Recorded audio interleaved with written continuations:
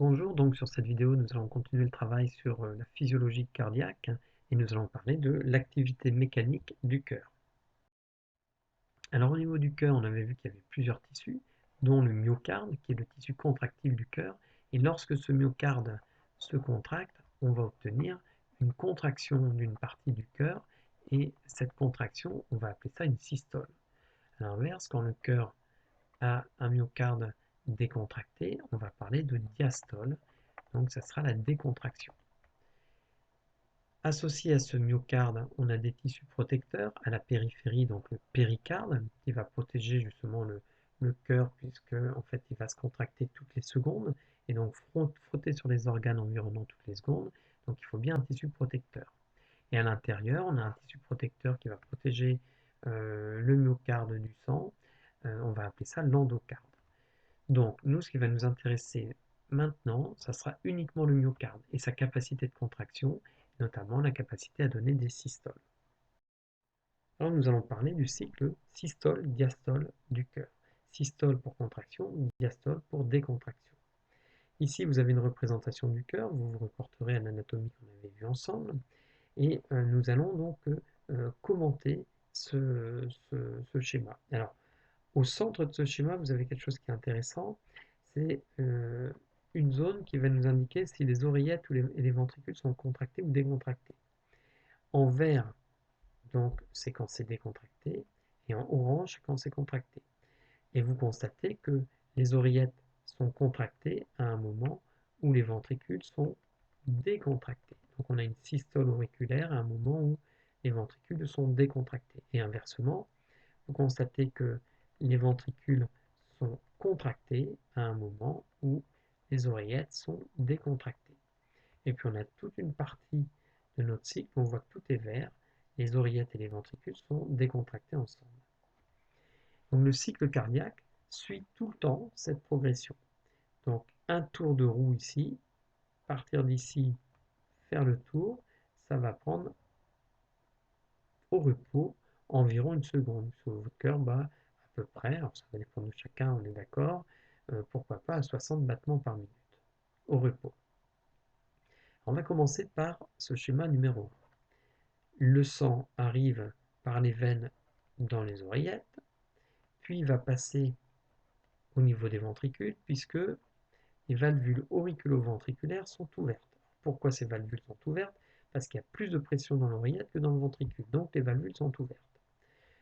Pour l'instant, les valvules pulmonaires et aortiques sont fermées, puisqu'il y a plus de pression dans les artères que dans les ventricules. Donc, on a la configuration suivante, du sang qui s'écoule des oreillettes aux ventricules de manière passive. Donc, c'est un remplissage passif à 80% de notre cœur. Ça veut dire que à la fin de ce remplissage passif, notre cœur aura été rempli à 80%. Et puis, on arrive à cette phase-ci, les oreillettes se contractent, elles rentrent en systole. C'est représenté par ces pointillés ici. Elles rentrent en systole, ce qui va permettre de rajouter encore plus de sang dans le cœur, plus 20%. Et on va arriver à un remplissage complet de notre cœur.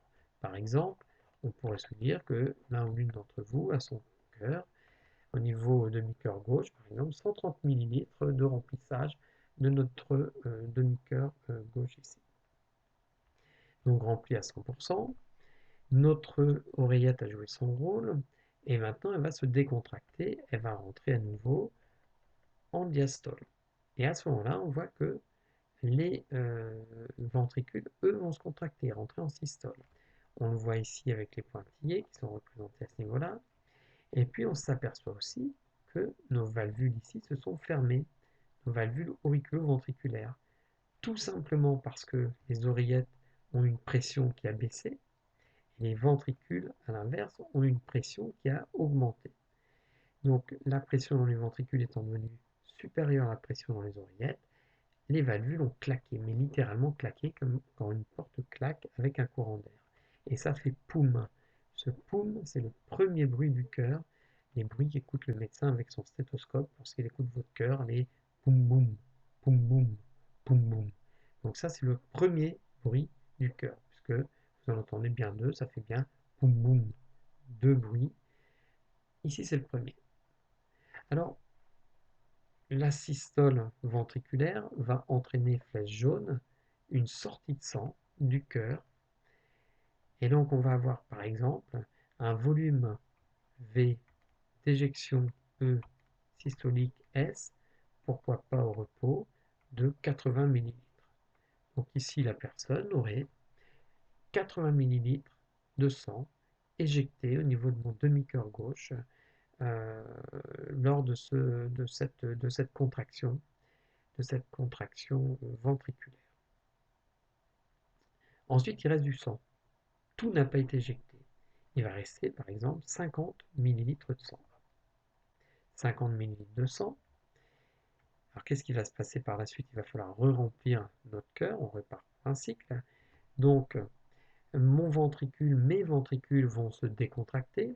On revient ici dans la zone verte où tout est vert, ventricules et oreillettes sont verts, donc ça veut dire qu'ils sont décontractés, ils sont en diastole. Donc la pression dans les ventricules vont baisser et vont devenir inférieure à la pression dans nos artères. Et donc nos valvules qui sont ici vont claquer. Ça sera le deuxième bruit du cœur qui va apparaître.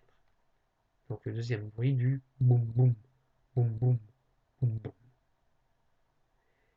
On constate, quand on écoute ce bruit boum boum, boum boum, boum boum, qu'il y a une rythmicité, avec un tiers du temps qui va séparer mes deux booms, et deux tiers du temps où on a un silence. Tout simplement parce que regardez au centre ici, eh bien toute cette partie que je suis en train de colorer ici, c'est-à-dire la systole ventriculaire, prend à peu près un tiers du temps d'un cycle. Et donc on n'entend pas boum, boum, boum, boum, mais on entend bien boum, boum, boum, boum, boum, boum, avec un silence de deux tiers. Bilan, on a eu d'abord un remplissage passif de 80%, puis un remplissage actif avec la systole auriculaire de 20%, puis on a entendu le premier bruit, poum, qui est occasionné par la fermeture de nos valvules auriculoventriculaires liées à la systole ventriculaire et donc à une augmentation de la pression ventriculaire. Puis éjection de 80 ml de sang, donc un volume d'éjection systolique de 80 ml. Il me reste 50 ml de sang dans mon demi-cœur ici, et on entend le deuxième bruit du cœur qui apparaît lorsque nos valvules aortiques et pulmonaires claquent. Elles claquent à quel moment? Quand la pression dans les ventricules chute et devient inférieure à la pression dans les artères.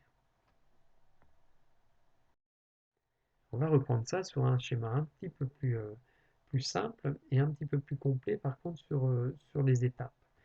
Vous avez qu'un demi-cœur qui est représenté puisque les deux demi-cœurs doivent fonctionner en même temps, en parallèle. Donc une oreillette se contracte, l'autre oreillette se contracte. Pareil pour les ventricules. Donc ici vous avez une représentation, donc une artère, une oreillette, un ventricule. Le sang s'écoule d'abord de manière passive et va remplir nos ventricules à 80%. Donc, ensuite, le remplissage des ventricules va être limité parce que on va avoir au final notre tissu musculaire cardiaque qui va avoir tendance par son élasticité, à limiter l'entrée d'une nouvelle quantité de sang. Donc on a une deuxième phase de remplissage lent. À la fin de ce remplissage lent, eh bien, on a nos 80% dont je vous ai parlé précédemment, mais il manque encore 20%. Pour avoir ces plus 20%, eh bien, il faut que l'on ait une systole auriculaire. Alors atriale ou auriculaire, c'est la même chose. Donc une systole auriculaire. Le sang va donc euh, s'écouler de l'oreillette au ventricule et on va obtenir à la fin un remplissage à 100% de nos ventricules.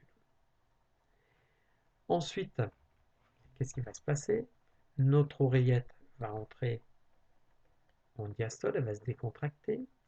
Notre ventricule, lui, rentre en systole, donc sa pression va augmenter. Elle va devenir supérieure à la pression dans l'oreillette. Et donc, on a nos valvules ici, auriculo-ventriculaires, qui vont claquer. Et on aura notre premier bruit qui va apparaître. Par contre, on constate aussi que les valvules ici, les valvules artérielles sont fermées. Elles sont fermées, et donc ça veut dire qu'en fait la contraction du ventricule va se faire toute valvule fermée. Et donc le volume à l'intérieur ici de ces ventricules ne va pas changer, puisqu'un liquide est incompressible. On va avoir la pression qui va augmenter, mais le volume ne va pas changer. Donc on a une phase qui ne figurait pas sur le schéma précédent, qu'on appelle la contraction isovolumique, qui va déboucher sur une pression tellement forte au niveau du ventricule qu'elle va dépasser la pression dans l'aorte et on va avoir une éjection de sang. Par exemple, on avait dit tout à l'heure dans notre exemple 80 millilitres de sang qui va être éjecté. Donc c'est ce qu'on appelle l'éjection systolique. Et puis ensuite, une fois ce sang éjecté, eh bien on va avoir une décontraction des ventricules. Donc on va revenir en diastole en bleu ventriculaire et en diastole auriculaire. Donc bilan, première phase, un remplissage rapide, suivi d'un remplissage lent, et on arrive à un remplissage de mon ventricule à 80%. Deuxième phase, un remplissage rapide terminal qui va se faire ici par une systole auriculaire, ce qui va me permettre d'apporter 20% de sang supplémentaire. À la fin de ceci, on a donc nos ventricules remplis à 100%.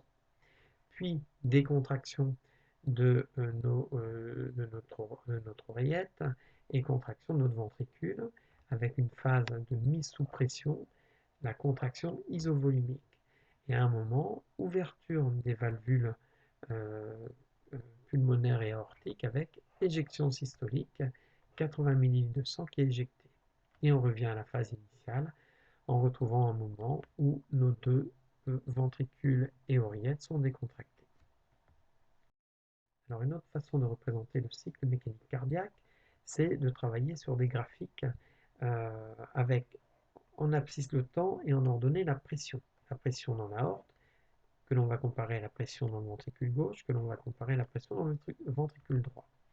Lorsque le ventricule rentre en systole, il va y avoir une augmentation de pression. Quand sa pression dépasse la pression de l'oreillette, alors les valvules auriculo-ventriculaires se ferment et on a le premier bruit du cœur que l'on entend au stéthoscope. Puis cette pression ventriculaire va dépasser la pression dans l'aorte, donc on va avoir une éjection systolique parce que on a notre valvule aortique qui va s'ouvrir et on va avoir une éjection de notre sang. Puis notre ventricule va rentrer en diastole, il va se décontracter, donc on va avoir un moment où la pression dans notre ventricule va devenir inférieure à la pression dans l'aorte. Donc on va avoir un deuxième bruit qui va apparaître, c'est le claquement des valvules aortiques qui vont se faire et que l'on va entendre aussi au stéthoscope. Puis notre pression dans le ventricule gauche va chuter jusqu'à se trouver plus basse que la pression dans l'oreillette gauche, et donc on va avoir notre valvule auriculo-ventriculaire gauche qui va s'ouvrir, et le sang va pouvoir s'écouler librement, passivement, on a dit tout à l'heure, dans le ventricule. Et on repart pour un cycle. Alors sur la représentation du bas, en fait, maintenant c'est le volume de sang que l'on a dans le ventricule gauche. Au maximum, il va être rempli, dans notre exemple, au repos chez cet individu à 130 ml et au minimum à 50 ml. Alors le maximum de remplissage, c'est ce qu'on appelle le volume télédiastolique en français. Donc 130 ml dans notre exemple. Et le minimum de remplissage, c'est ce qu'on appelle le volume télésystolique en français. Dans notre exemple, il est égal à 50 ml. Si l'on fait la comparaison entre les deux, eh bien, on a bien eu 130 ml moins 50 ml. On a eu 80 ml de sang qui a été éjecté. Ces 80 ml, ça représente ce qu'on avait appelé tout à l'heure le volume d'éjection systolique. Voilà pour l'activité mécanique cardiaque. La prochaine fois, nous discuterons de l'activité électrique du cœur. À très bientôt.